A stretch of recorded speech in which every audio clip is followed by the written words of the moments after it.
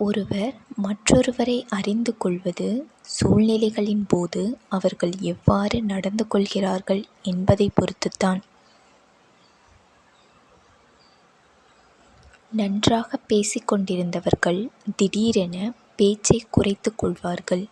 ஏனெனில் உங்களின் வளர்ச்சியை அவர்களால் ஏற்றுக்கொள்ள முடிவதில்லை.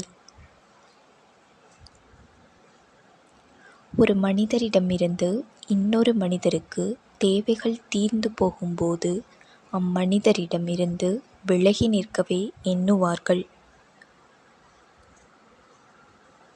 மகிழ்ச்சி நம் உள்ளத்தில் இருந்து வருவதால்தான் அது நிலைத்து நிற்கும். பிறரின் செயல்களிலிருந்து வரும்போது அது அதிக நேரம் நிலைத்து நிற்காது.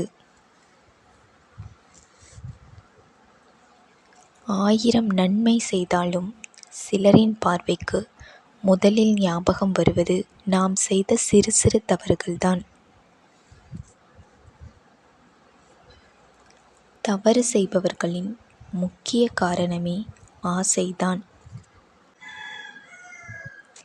எல்லாவற்றையும் சரி செய்ய மனதை சரியான பாதையில் செல்ல அனுமதிப்பதுதான் தீர்வாகும்.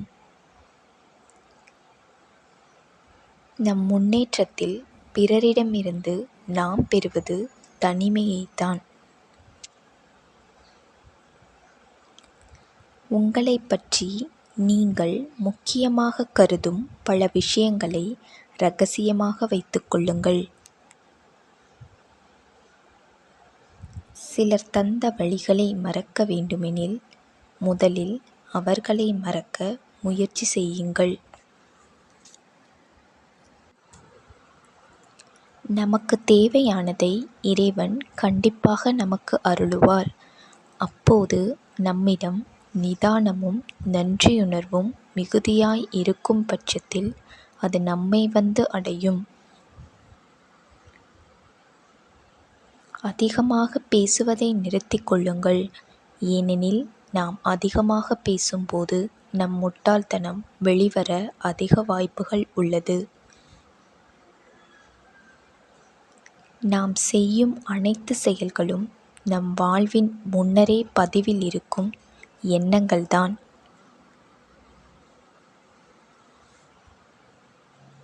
மனம் தூய்மையாகவும் தெளிவாகவும் இருக்கும்போது எதையும் தன்னுடையது என்று எண்ணுவதை நிறுத்திக் கொள்ளும்.